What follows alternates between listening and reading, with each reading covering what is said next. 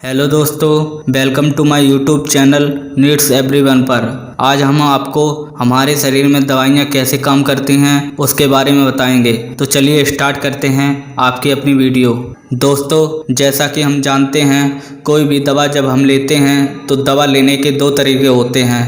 दवा आप खाते हैं मुंह से और पेट में चला जाता है, या फिर इंजेक्शन के माध्यम से आपके बॉडी में चला जाता है। तो कभी भी आपने यह सोचा है कि जो दवा आपके पेट में गया वो पेट में क्या कर रहा है? उस दवा को कैसे पता कि हमें कहाँ जाना है और किस पार्ट को ठीक करना है? तो आज इस वीडियो में इसी टॉपिक पे बात करेंगे कि दवा हमारे शरीर में कैसे काम करता है। इस चीज़ को समझने के लिए यह चीज़ समझना बहुत ही महत्वपूर्ण है। चाहे आप दवाइयाँ लीजिए या फिर खाना लीजिए, वो हमारे शरीर के लिए खाने के रूप में है। खाना हमारे मुंह से पेट में जाता है और पेट से आंत में जाता है और आंत से लिवर में जाता है, और लिवर ही आगे का जो पार्ट है वो तय करता है कि फर्दर मेडिसिन को कहाँ भेजना चाहिए। दोस्तों, लिवर हमारे शरीर का सबसे बड़ा ऑर्गन होता है, जिसे सेकंड ब्रेन बोला जाता है, क्योंकि लिवर के बहुत सारे डिसीजन हैं जो बिना पूछे ब्रेन से लेता है। हमारी बॉडी में लिवर ही एक ऐसा पार्ट है जो खुद रिपब्लिकेट होता है। मतलब लिवर को अगर आधा काट दिया जाए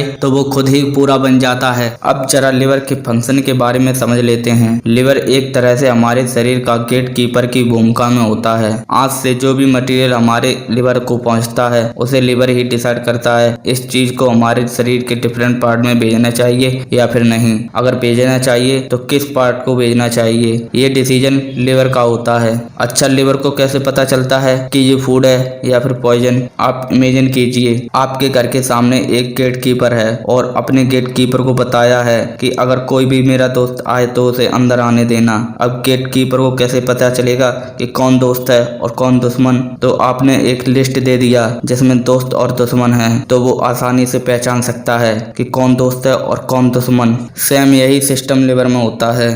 खाने से रिलेटेड सारी इंफॉर्मेशन लिवर के पास है। जब आप कुछ भी खाते हैं और लिवर के पास जाता है तो लिवर उसको चेक करता है कि ये फूड है या पॉइजन। जो फूड होता है उसे शरीर में भेज देता है, और जो फूड नहीं होता, पॉइजन होता है, उसे शरीर से बाहर कर देता है। जो भी हम दवा लेते हैं वो तो ऐसा नहीं है कि 500 साल पुराना है, उसको मनुष्य ने ही बनाया है। लिवर के लिए ये एक अनजान चीज़ है जिसको वह नहीं जानता या तो इसकी लिस्ट में नहीं है, इसलिए लिवर दवा को बाहर निकाल देता है। लेकिन जो दवा हम खाते हैं वो तो काम करता है, लेकिन कैसे काम करता है तो देखिए, इसके लिए इंसान ने अपना दिमाग लगाया है। इसको जरा हम एग्जाम्पल के थ्रू समझते हैं। मान लीजिए ये एक पुलिस वाला है, इसको इंस्ट्रक्शन मिला है कि जितनी भी गाड़ियां यहाँ से जाएंगी सबको आपको चेक करना है। हो सकता है आपको इस गाड़ी में कोई चोर हो और चोर का पिक्चर ये रहा। ये पुलिस वाला हर मिनट में 2 गाड़ी को चेक करता है। इस तरह चोर बच नहीं सकता, लेकिन चोर बहुत चालाक है। उसने देखा कि इनकी कैपेसिटी 1 मिनट में 2 गाड़ी चेक करने की है। अब चोर हर मिनट में 4 गाड़ियां भेजना शुरू कर दिया। अब पुलिस वाला 2 गाड़ी ऐसे ही छोड़ना पड़ेगा। मतलब चोर के निकलने का चांस 50% हो गया। जब तक कि पुलिस अपना कैपेसिटी बढ़ाए तब तक बहुत सारे चोर अंदर आ चुके होंगे। समथिंग लिवर के साथ ऐसा ही होता है। जब हम दवा लेते हैं तो लिवर उसको रोक देता है। तो हम क्या करते हैं, जितनी कैपेसिटी लिवर को दवा रोकने की है उससे दुगनी दवा का डोज लेते हैं। अब 50% दवा जिसको लिवर रोक नहीं पाता वह ब्लड नली द्वारा हमारे दिक्कत वाले हिस्से तक पहुँचकर उसे ठीक करता है। अब लिवर धीरे धीरे मेडिसिन को रोकने की कैपेसिटी को बढ़ाता है, और जब उसकी कैपेसिटी बढ़ जाती है तो दवा फिर से काम करना बंद कर देती है, जिससे डॉक्टर दवा का डबल डोज देते हैं। Diabetes, pain killer, high blood pressure के केस में ऐसा ही होता है। फिर धीरे धीरे एक ऐसा कंडीशन आता है जब लीवर या तो डैमेज हो जाता है या तो अपनी इतनी कैपेसिटी को बढ़ा लेता है कि दवा ही काम करना बंद कर देता है। तब डॉक्टर डायरेक्ट इंजेक्शन का सहारा लेते हैं। मतलब बिना लिवर के हेल्प लिए डायरेक्ट मेडिसिन को बॉडी में इंजेक्ट करते हैं। एक बात आपको बहुत अच्छे से याद रखनी है कि हमारा इंजेक्शन हमारी हेल्थ के लिए बहुत ही खराब होता है, क्योंकि ये ब्लड वेसल के एंडोथेलियम पर घाव बना देता है।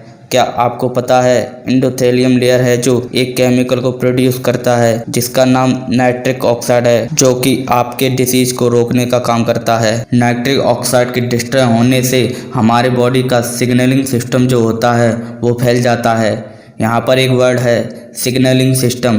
तो जरा हम सिग्नलिंग सिस्टम के बारे में समझ लेते हैं। कि ये क्या होता है। तो देखिए, सिग्नलिंग सिस्टम बहुत ही इंटरेस्टिंग चीज़ है। मान लीजिए आपने सोचा कि मुझे रबड़ी खानी है, तो जैसे ही आपने सोचा कि मुझे रबड़ी खानी है, हमारा जो दिमाग है वो प्रक्रियाज को सिग्नल सेंड करता है कि बस अब तुम तैयार हो जाओ, रबड़ी आने वाली है। जब रबड़ी आपके सामने है, ब्रेन दूसरा सिग्नल सेंड करता है।